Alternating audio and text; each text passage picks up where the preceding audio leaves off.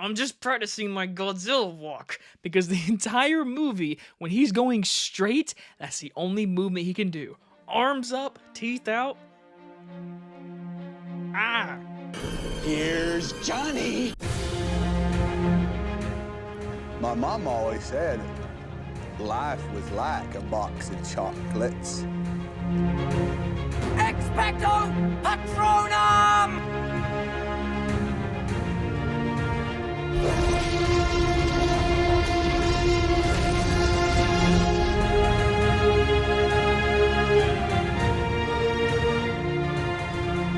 Godzilla Minus One follows post-war Japan is at its lowest point when a new crisis emerges in the form of a giant monster, baptized in the horrific power of the atomic bomb. Hey, did you know we had a new Godzilla movie coming out? Probably not, because this is a original Japanese kaiju Godzilla movie, I believe celebrating its 70th anniversary of Godzilla, which is insane. Congratulations, big guy. You've been here for a long, long time, and there has been many variations of him, and in this movie we have a new look of Godzilla, and he's destroying towns, and people are running saying Godzilla, except you're more in a deeper, darker tone. So I don't know a lot about kaiju movies in Japan released Godzilla movies. I do not. I am American. I follow just the American Godzilla movies. So if I say anything stupid about what people see about this movie, I'm sorry, but I can tell you this might be the best Godzilla movie ever. The biggest praise I have to say is the cinematography. The director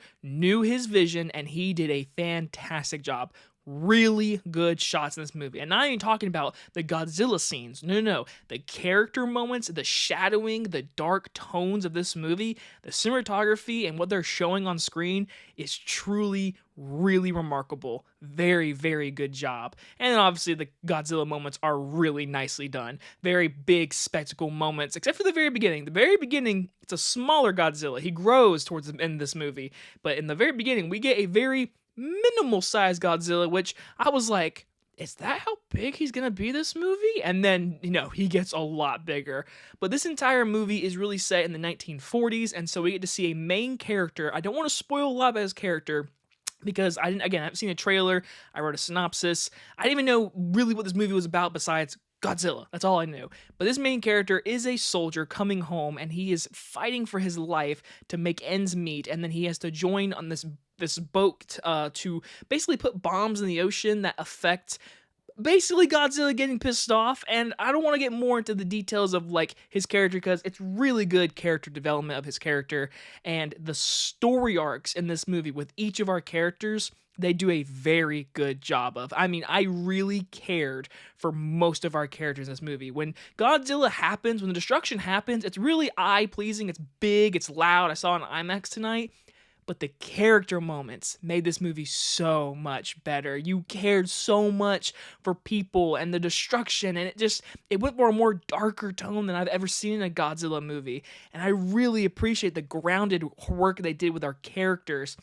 Because usually in Godzilla movies, you just want, give me Godzilla, give me Godzilla. Some people might say that about this movie. They're like, oh, too much drama, too much characters, too much depressing stuff.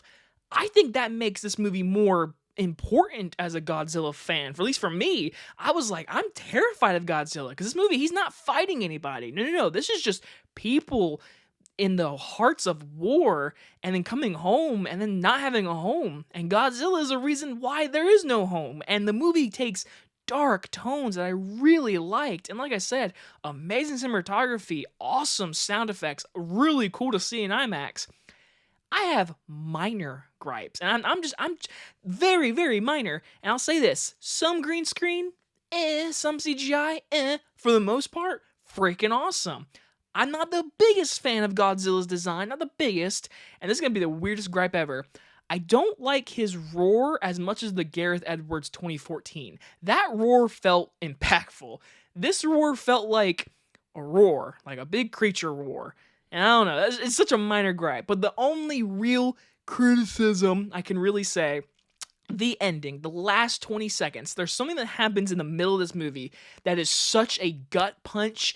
You're so impacted, and for our main character, it's a huge moment. And the movie wraps up in a way where a lot of things are the happy ending. Again, I'm not going to spoil it, but the last 20 seconds, I was like, did you have to do that story arc? Because that story arc could have easily been left like this, and that would have been more impactful, at least I think.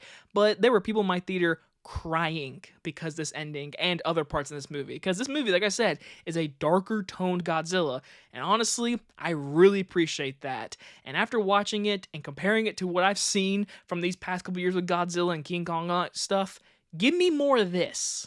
I'm gonna give Godzilla -1 an A-. Can I sit here and tell you this is the best Godzilla movie I've ever seen? There's not a lot stopping me to say it, but I'm just gonna hold it for now. But I'm gonna tell you, if you get a chance to see this movie in theaters, go see it in theaters on a big IMAX screen like I did, big surround sound. This is a damn good movie. Seriously, the character work, the action scenes, I had a great time. And the score of this movie, so good. Especially towards the final third act. Man, it really hits home. I loved watching this movie, honestly. It was so good. And don't be one of those people, I don't want to read subtitles. It's a good movie. Just get to read little subtitles. It's fine. It's okay. Anyway, guys, I hope you guys enjoyed this movie review. I'll see you guys on the next one. Bye, everybody.